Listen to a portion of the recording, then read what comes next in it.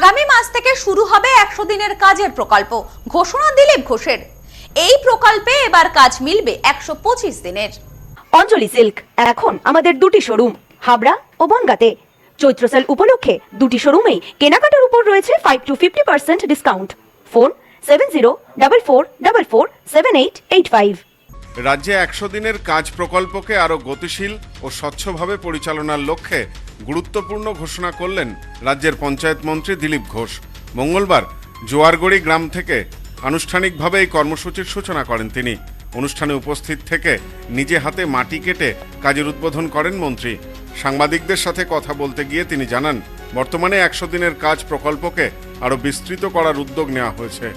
তার দাবি, জুলাই মাস থেকে এই কর্মসূচির আওতায় কাজের দিন সংখ্যা 100 থেকে বাড়িয়ে 125 দিন করা হবে। পাশাপাশি তিনি জানান, প্রকল্প বাস্তবায়নের জন্য কেন্দ্রীয় সরকার ইতিমধ্যেই রাজ্যের জন্য 500 কোটি টাকা বরাদ্দ করেছে। গ্রামীণ উন্নয়নে বিভিন্ন কর্মসূচির জন্যও অতিরিক্ত অর্থ বরাদ্দ করা হয়েছে বলে তিনি উল্লেখ করেন।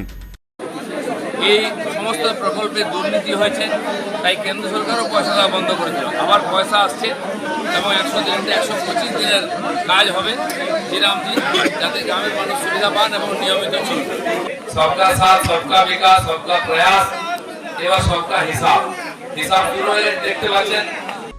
মন্ত্রী আরও বলেন, প্রকৃত শ্রমিকেরাই যাতে এই প্রকল্পের সুবিধা পান তা নিশ্চিত করতে প্রশাসন বিশেষ নজরদারি চালাবে। অতীতে যে ধরনের অনিয়ম ও দুর্নীতির অভিযোগ উঠেছিল সেগুলির পুনরাবৃত্তি যাতে না ঘটে সে ব্যাপারেও কড়া অবস্থান নেওয়া হয়েছে।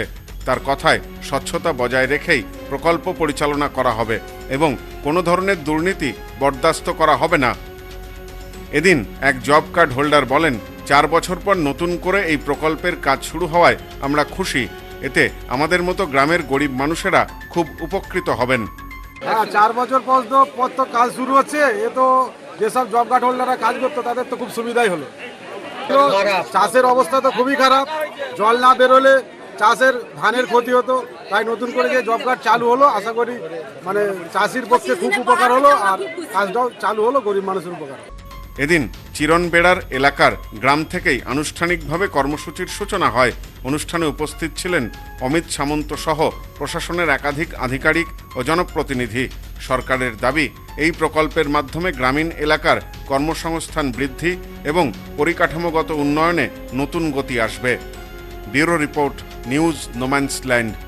সম্প্রীতি guest house hotel and restaurant. সমস্ত আধুনিক সুবিধাযুক্ত AC double bedroom, standard double bedroom, twin bedroom, deluxe double bedroom. আমাদের হোটেলেই রয়েছে বাঙালির খাবার সহ মাল্টি কুইজিন রেস্টুরেন্ট। শহরের মধ্যে অথচ সম্পূর্ণ নিরাপদ পরিবেশে থাকা খাওয়ার একমাত্র ঠিকানা Sampriti guest house hotel and restaurant, Chakdah road, টবাজার, বনগাঁ। ফোন 03215257603।